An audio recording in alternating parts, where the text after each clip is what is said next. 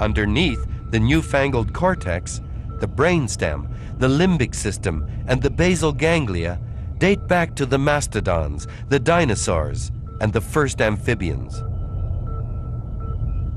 In humans, the old parts of the brain oversee emotion and help build memories. They control heart rate and breathing. They also form intimate connections with the new brain, the cortex. Though less than a quarter-inch thick, the cortex is the brain's crowning glory. Among its roles, the cortex is our reality check. It filters and orders the outside world for us and allows us to see, touch, hear, and speak. The cortex is also the human thinking cap. All our plans, thoughts, and ideas originate in this layer. The cortex is packed with nerve cells. About 2/3 of all our neurons operate here. A piece of cortex tissue no larger than a pinhead can house 30,000 of these cells.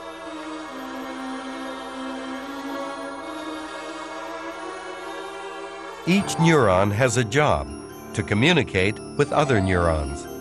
The brain works by forming networks among these cells.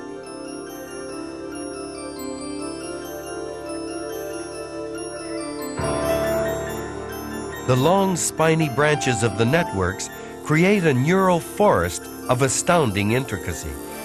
Neurons use these communication lines to talk to each other with electric and chemical signals.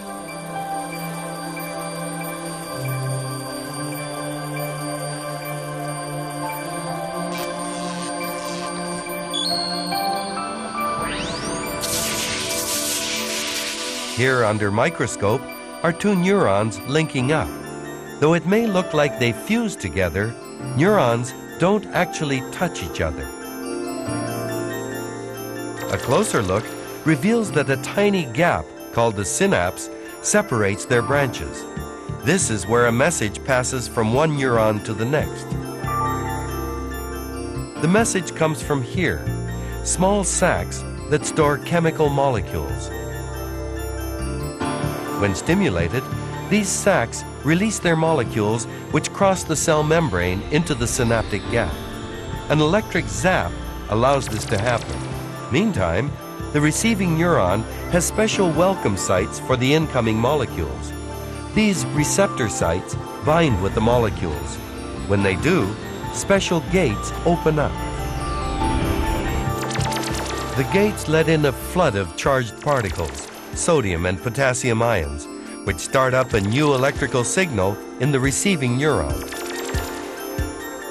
This simple chain of events, an electrical zap followed by chemical changes, followed by another electrical zap, is the basis of all brain activity. It's how neurons speak to each other. Here, then, is the key to the brain's complexity. There are 100 billion neurons in the brain. Each neuron, like a bit player in a grand production, processes its information, then hooks up with as many as 50,000 other neurons to send and receive messages. 100 billion neurons times 50,000 connections. It's this complexity that allows us to think imaginatively. On their own, neurons aren't very bright. But put 100 billion of them together in a small space and let them all start talking to each other, and you start to get brainstorms. The trillions of neural networks, like an improvisational orchestra, create new ideas and connect different thoughts in a whimsical and sometimes inspired fashion.